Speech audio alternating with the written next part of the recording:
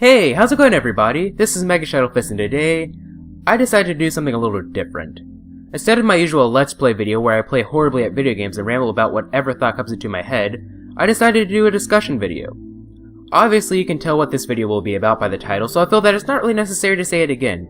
Before I begin, I want to get a couple things across in order to diffuse some of the angry comments which I know for a fact that I'll probably still get. First of all, in no way am I saying that the old generation of gaming sucks. Far from it. I love to play older games. I have some very fond memories of older games. I just prefer the newer system to the old system. Second, I am not saying that the current generation is perfect. We have quite a few problems in the new generation that desperately need to be fixed. All I'm saying is that compared to the older generation, gaming has come a long way. Now that I've got that out of the way, let me begin with the discussion. Have you ever talked to someone in their late 20s or 30s? A lot of them have some pretty nasty things to say about modern gaming. They gloat about how they lived during the true generation of gaming during the 8 and 16-bit era. They complain about how much gaming has fallen. To a lesser extent, I feel that a lot of people from my generation are starting to feel the same way about the Nintendo 64 and PlayStation 1. This made me think, what made the older generation of gaming so much better? And after thinking about it for a while, I came up with the conclusion that it simply wasn't. Don't get me wrong, it was great and I have some very fond memories of older gaming. That doesn't change the fact, however, that I prefer modern gaming. Here are a few reasons why I prefer the new generation of gaming. Number 1. Difficulty. Have you ever played a game for the NES, SNES, or Sega Genesis? One thing you notice about those games is just how difficult a lot of them are. Now sure, one could argue that the difficulty of the game makes the victory seem that much more rewarding. One could also argue that we have a fair bit of challenging games ourselves. Like seriously, have you ever played Super Meat Boy? That shit is rage-inducing. However, the general difficulty of games has become a lot more fair. Sure, some could argue that games today have become too easy, but I disagree. I believe that most modern games have a fair difficulty system. There have been a lot of older games that I never finished simply because of how difficult they were. Instead of feeling rewarded for accomplishing a hard level, I felt anxiety for the next level in a lot of older games. And honestly, that's not really fun. I play games to relax, or in some cases for video purposes. Don't get me wrong, I do enjoy a good challenge, but there's a fine line between being challenging to the point of not being fun anymore and having a good challenge. Number 2. Technology. Okay. I understand it's not really important to compare the older generation to the new generation in terms of specs. Yes, I know that you don't give a rat's ass about graphics. Honestly, I feel like this will probably be the most controversial point, but that's not exactly what I'm referring to here. I'm just talking about the pure gameplay mechanics that modern gaming allows us to have. Look at games like The Last of Us and GTA 5. You can argue that those games are terrible. In fact, I know a few who did. That does not change the fact that the developers of those games really pushed the previous console generation to its limits. In no way would we have been able to tell stories or create worlds of that magnitude in the older generation. Sure, we've come close before, obviously, but not to the same degree. Just think about how much better Majora's Mask, personally one of my favorite Zelda games, would be if it were made today. Graphics, while not important, are really pretty to look at. Seriously, would you appreciate it if a newer game had the same graphics as an N64 game? Unless you were looking for a really strong nostalgia trip, you'd more than likely be a little annoyed with the developers. We also have DLC. Now before you burn me at the stake, I know that DLC can be / has been used by some companies before. Personally, I'm okay with DLC so long as the developers use it properly. Adding a few extra skin packs that could have been unlockable from the start is a plague of this generation.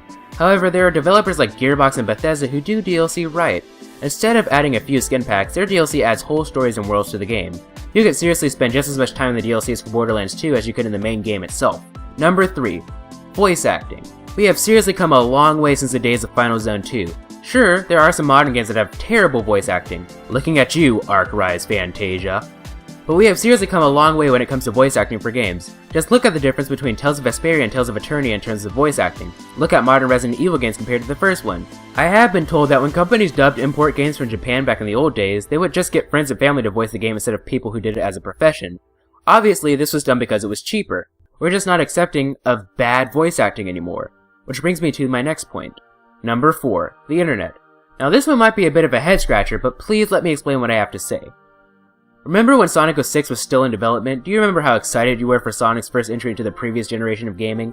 Remember just how disappointed you were when the finished product came out? Imagine if this came out during the times of the N64. How would you look up a review for said game? When I was a kid, which honestly wasn't that long ago, we only had AOL.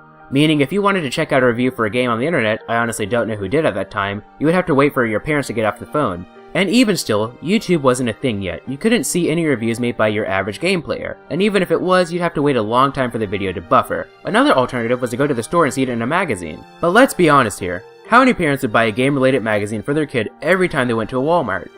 Sure, there was also the library, but the library is for chumps. Everyone knew that. Jokes aside, just think about how many disappointed kids would have bought the game had it not come out during the time of the internet. My guess is a lot more than the ones who actually did buy it day one.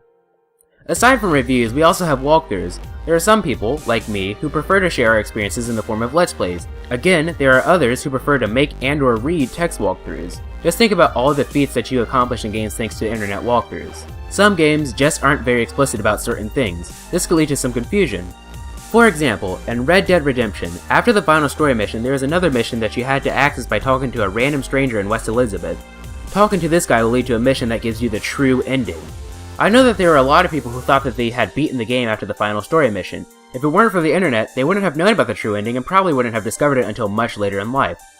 I know that you could argue that they could have just played the game until they randomly stumbled upon that stranger, but how many people would go out of their way to do everything in a game as long as Red Dead anyway? There are a lot of people who simply are just too busy to do that. We can also play online multiplayer with friends. For someone who goes to college in a completely different state than pretty much everyone I know, this has a lot of benefits.